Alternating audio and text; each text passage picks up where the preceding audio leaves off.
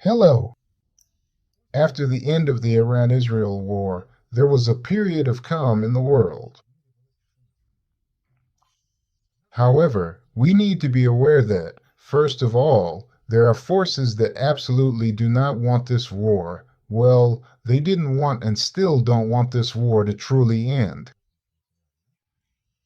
Let me remind you, I've explained this several times already, that in order to describe the logic of events happening in the Middle East, you always need to keep in mind that the United Kingdom operates from the policy of Carthage must be destroyed, where Carthage refers to Israel. Accordingly, various events must take place to make this possible. And secondly, at the same time as the attack on Iran, certain mechanisms were set in motion. So, what are these mechanisms? Well, I'd like to point out that on June 25th, there was supposed to be a conference in Israel that was supposed to be dedicated to changing the borders in the Caspian region. So, in fact, what was being discussed was the partition of Iran and the unification of northern Azerbaijan with Iranian Azerbaijan. Then Pashinyan and Aliyev flew to Turkey. There is good reason to believe that, well, they too were supposed to legitimize this change of borders. Obviously, everyone had different interests, but nevertheless, the essence was the same, the partition of Iran. So, something went wrong. Iran did not give in, although at some point it seemed like they were about to. Let me remind you, it lasted almost the whole day. The Israeli attack happened at night, and the government in Iran only reappeared around 5:30 to 6 p.m. local time. Accordingly, when that government reappeared, it became clear that partitioning Iran wasn't going to work.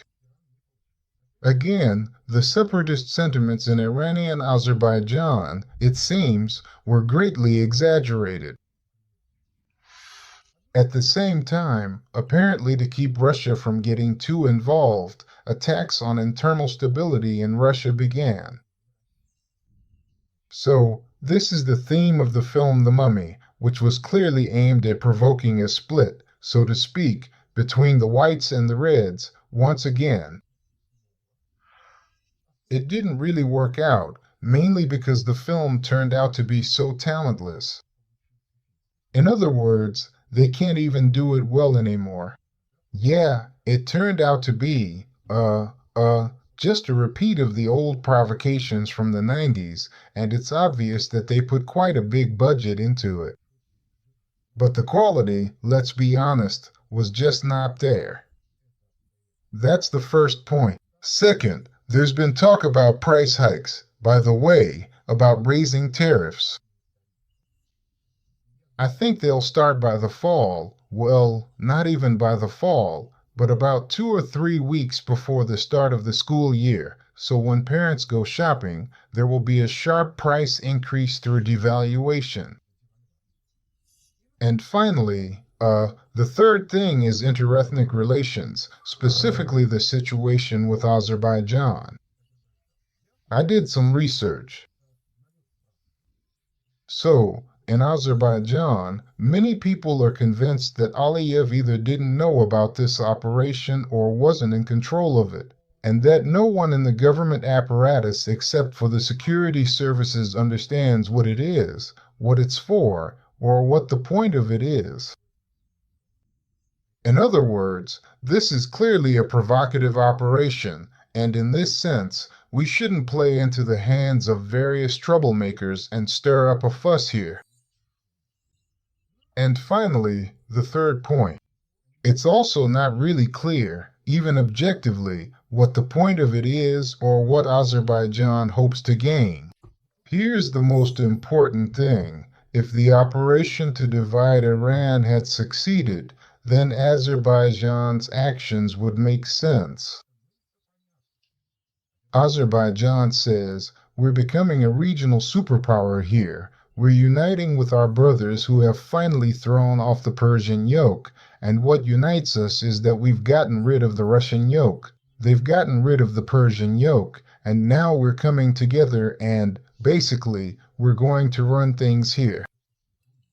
Well, under the watchful guidance of London. But the trick didn't work. By the way, let's note that if this unification happens, Aliyev won't be needed by anyone. For this reason, the theory that he didn't really approve of all these operations, or at least didn't need them, has a right to exist. So, it's pretty clear that we're being provoked. If we're being provoked, should we wait and respond to London?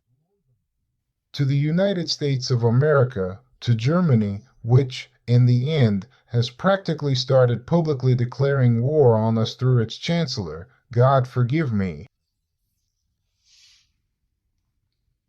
Not to Azerbaijan. Yes, of course, we miss the fact that the role of Great Britain in Baku has grown significantly. But, on the other hand, since we had freedom and democracy there in the early 90s, at that time we simply couldn't do anything. As a result, the main financial assets of Azerbaijani oligarchs ended up in British offshore accounts, and Azerbaijan's oil industry came under British control. For this reason, it's difficult for us to influence them now, although we also have an absolutely colossal resource in our hands. Namely, the money that the Azerbaijani diaspora in Russia, which numbers several million people, sends to Azerbaijan. That's why I think work in this direction will carry weight. We just shouldn't rush things. Let me repeat, what happened in Azerbaijan is a provocation, quite possibly against the country's leadership, but it was built on a foundation that no longer exists. So we'll see. Maybe the organizers will suffer much more than we think and more than we could have responded to them. But that doesn't mean there shouldn't be a response. There must be a response. But the response should target the real cause and the actual organizers behind it, not the senseless executors who most likely don't even really understand what they're doing or why. Overall, I can say the following. Once again, let me remind you, Carthage must be destroyed, that attempts to stir up conflict will only increase. Well, I'm more and more inclined to think that a terrorist war in the Middle East, and even in Western Europe, will be unleashed in the fairly near future, simply because they need to scare people. And I understand very well that the level of, well, let's say, tension in the financial sector of the United States of America, in other words, and the global dollar system has risen significantly. This is evident in the relationship between Powell and Trump. By the way, I don't believe in their recent quarrels over the past few weeks after their secret meeting at the White House. I think at this point they're just putting on a show. And, accordingly, there's Musk's hysteria, which, well, it's absolutely clear that under normal circumstances, no one would threaten to dismantle the empire of the world's richest man, at least officially. But in a situation where no one cares anymore, that's entirely acceptable. He says, "Buddy, do you want us to put you on the list of bad assets and place you in the bad bank?" We'll do it. No, it won't affect you personally, but we'll deport you.